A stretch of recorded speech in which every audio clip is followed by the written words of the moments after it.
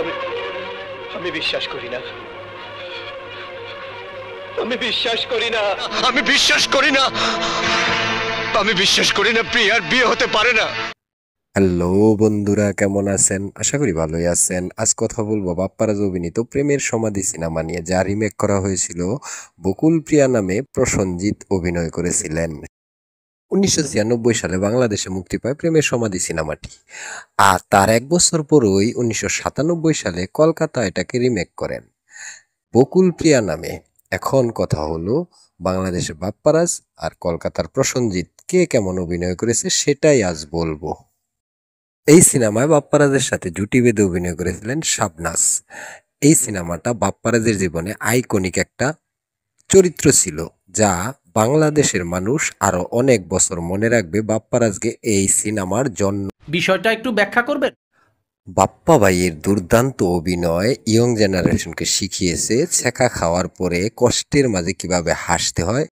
এখনো মানুষ এই সিনেমাটা ইউটিউবের বদৌলতে দেখার পর কমেন্টে অনেক আফসোস করে এবং প্রশংসা করে যে সিনেমাটা খুব ভালো ছিল। বাপ্পা ভাইয়ের লিপসে সেই আইকনিক গান এখনো মানুষের মুখে মুখেই ছড়িয়ে আছে। প্রাণের পাখি চলে যা। আর প্রসেনজিৎ কলকাতায় যে সিনেমাটা বানায় বকুল প্রিয়া নামে, সেখানে প্রসেনজিৎ আমার মনে হয় উনি তার পারফরমেন্স দিতে পারেনি। আমার জানি কেন মনে হচ্ছে পারেনি। প্রসেনজিৎ ভালো একজন অভিনেতা, কিন্তু বকুল প্রিয়াতে উনি ওনার চরিত্রকে ভালোভাবে ফুটিয়ে তুলতে পারেনি।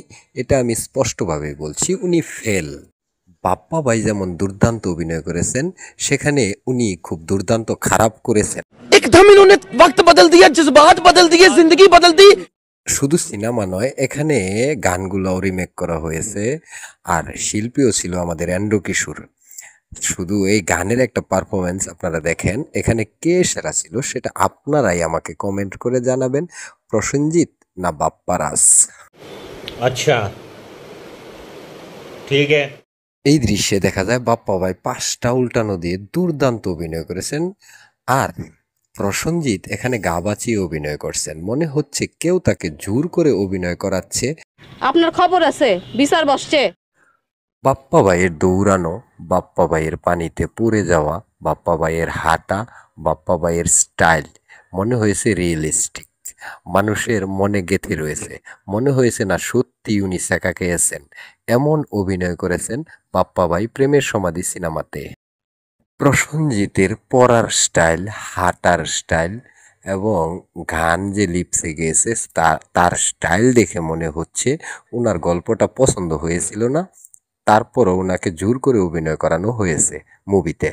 আর তাই তিনি এরকম বাজে একটা অভিনয় করেছেন তার কেরিয়ারের। कैसे कैसे लोग रहते हैं यार यहाँ पर। साला तुमको पागल कुत्ते का गाड़ी उठा के ले जाएगा, बता रहे हैं हम। বকুল প্রিয়া মুভিতে প্রসেনজিতের সাথে আরো অভিনয় করেছেন শতাব্দী রায়, অভিষেক চ্যাটার্জি, আরো অনেকেই।